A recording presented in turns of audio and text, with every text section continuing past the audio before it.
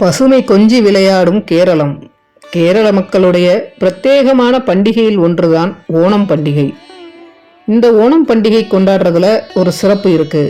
அதுக்கு பின்னாடி ஒரு வரலாறும் இருக்கு.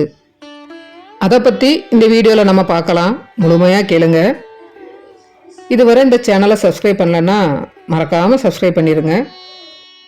அசுரர்களிலேயே மக்கள் மிகவும் நேசிக்கக்கூடிய வளமாக திறமையாக ஆட்சி செய்து வந்த மகாபலி சக்கரவர்த்தி. மக்கள் வளமோடும் செல்வ செழிப்போடும் வாழ்றாங்களான்னு ஒவ்வொரு வருஷமும் வந்து பார்க்க வருவாராம். இந்த ஒரு நிகழ்வு தான் ஓணம் பண்டிகை. ஆவணி மாதத்துல அஸ்த நட்சத்திரத்திலிருந்து திருவோணம் நட்சத்திரம் வரைக்கும் 10 நாட்களும் கோலாகலமா ஓணம் பண்டிகை கொண்டாட போறோம். கடைசி நாளான திருவோண நட்சத்திரம் அன்று மகாபலி மக்களை பார்க்க வர்றதா கருதப்படுது. மகாபலி சக்கரவர்த்தி முற்பிறவிலே எலியா இருந்தார்.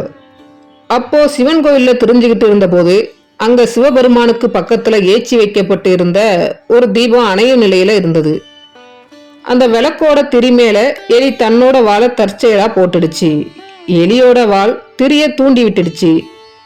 அதனால அணைய போக இருந்த விளக்கு பிரகாசமா ஒளி விட்டு எரிய ஆரம்பிச்சுட்டு, தன்னையும் அறியாம மிகப்பெரிய நல்ல காரியம் செய்ததால அடுத்த பிறவில அந்த எலிக்கு சிறந்த மன்னராக மகாபலி சக்கரவர்த்தியாக அவதரிக்கும் ஒரு வரத்தை கொடுத்தார் சிவபெருமான்.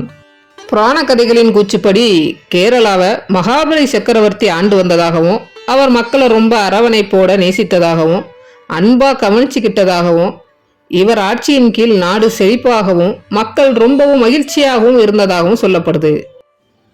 நாட்டுக்காகவும் நாட்டு மக்களுக்காகவும் மகாபலி சக்கரவர்த்தி செய்த நல்ல காரியங்களால அவரே அறியாத அளவுக்கு மிகுந்த உயரத்துக்கு போயிட்டு இருந்தாரு. இந்த நிலையில நாட்டு மக்களோட நலனுக்காக ஒரு மாபெரும் வேள்வி ஒண்ணு நடத்தவும், வேள்வியோட இறுதியில நாட்டு மக்களுக்கு தான தர்மங்களை வழங்கவும் முடிவு செஞ்சிருக்காரு மகாபலி சக்கரவர்த்தி. இந்த வேள்வியை நடத்துற பொறுப்பை அசுரகுரு சுக்கராச்சாரியாரிடம் கொடுக்கப்பட்டது. இதை தெரிந்த தேவர்கள் மகாபலி சக்கரவர்த்தியோட போரிட்டாங்க. இதுல மகாபலி வெற்றி பெற்றார். இதனால அச்சமடைந்த தேவர்கள் மகாவிஷ்ணு கிட்ட முறையிட்டாங்க. தேவர்களை காப்பது தன்னோட கடமைன்னு நினைச்ச விஷ்ணு பகவான் வாமன அவதாரம் எடுத்தார். மண்ணுலகத்துல விஷ்ணுவோட 5வது அவதாரமாக காசியப முனிவர் திரி தம்பதியருக்கு மகனாக அவதரித்தார். மகாபலி சக்கரவர்த்தி தன்னோட வேள்வி நிறைவு செய்யும் விதமா மக்களுக்கு தான தர்மங்களை செய்ய தொடங்கினார். தான தர்மங்களை செய்து முடிக்கும் போது வாமனன் அங்கு வந்தார். வாமனரை பார்த்ததும் மகாபலி, தாமதமா வந்துட்டீங்களே, இப்பதான் தான தர்மம் கொடுத்தத நிறைவு செய்தேன்னு சொன்னார். அதற்கு வாமனரோ, நானும் 3 அடி உயரமுள்ள சிறுவன், நான் பெரிதா எதையும் கேட்க மாட்டேன், என்னோட உயரத்தை மாதிரியே 3 அடி நிலம் கொடுத்தா போதும்னு சொன்னார். அப்போது அசுரகுரு சுக்கராச்சாரியார், இவர் விஷ்ணு அவதாரமாக தோன்றுகிறது, அவருக்கு தானம் கொடுக்கறதுக்கு முன்னாடி கொஞ்சம் யோசிங்கன்னு சொன்னாரு. ஆனால் மகாபலி சக்கரவர்த்தியோ, மகாவிஷ்ணுவே என்கிட்ட தானம் பெற வந்திருக்கிறாரு, அப்படின்னா எந்த அளவுக்கு நான் சிறந்தவன், நான் தானம் கொடுத்தே தீருவேன்னு சொன்னாரு. தானம் கொடுக்க கமண்டலத்துல இருந்த தண்ணிய வார்க்க மகாபலி சக்கரவர்த்தி முயற்சித்த போது தண்ணி வராத மாதிரி வண்டு அவதாரம் எடுத்து சுக்கராச்சாரியார் கமண்டலத்தை அடைத்து கொண்டார். அப்போ வாமனன் அங்க இருந்த ஒரு குச்சியை எடுத்து கமண்டலத்துல தண்ணீர் வர்ற குழாயை குத்தினார். இதனால சுக்கராச்சாரியரோட ஒரு கண் பறிபோச்சு.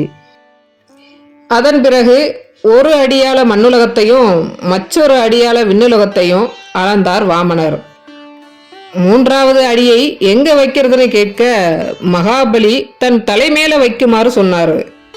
மகாபலியோட தலையில வாமனன் கால் வைத்ததும் மகாபலி பாதாள லோகம் போயிட்டாரு. அசுரனாக இருந்தாலும் மக்களுக்கு நல்லது பல செய்த மகாபலி சக்கரவர்த்திக்கு என்ன வர வேண்டும் என்று கேட்டார். அதற்கு மகாபலி சக்கரவர்த்தி, மக்களை நான் ஆண்டுக்கு ஒரு முறை வந்து பார்த்துட்டு அவங்க எப்படி வாழ்றாங்க, சந்தோஷமா இருக்காங்களான்னு பார்த்துட்டு போக விரும்புறேன்னு சொல்லியிருக்காரு. அதற்கு அப்படியே ஆகட்டும், நீ உன் மக்களை வந்து பார்க்கறத பண்டிகையா கொண்டாடுவாங்க அப்படின்னு மகாவிஷ்ணு வரமளித்தார். அப்படி வந்ததுதான் இந்த ஓணம் பண்டிகை. இந்த கதை உங்களுக்கு பிடிச்சிருந்தா லைக் பண்ணுங்க. ஓம் நமோ நாராயணாய நமகன்னு கமெண்ட் பண்ணுங்க. இதுவரை இந்த சேனலை சப்ஸ்கிரைப் பண்ணலன்னா மறக்காமல் சப்ஸ்கிரைப் பண்ணிடுங்க. நன்றி.